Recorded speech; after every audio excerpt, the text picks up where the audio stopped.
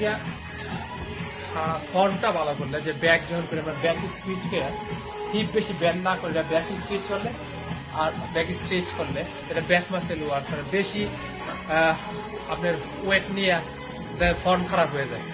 আপনি যদি শুরুর থেকে ভালো ফর্মে ব্যায়াম করেন সবসময় ভালো ফর্মটা কন্ট্রোল করা যায়।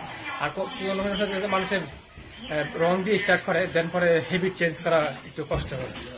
তো খাবার দাবার আর ব্যায়াম একটা নির্দিষ্ট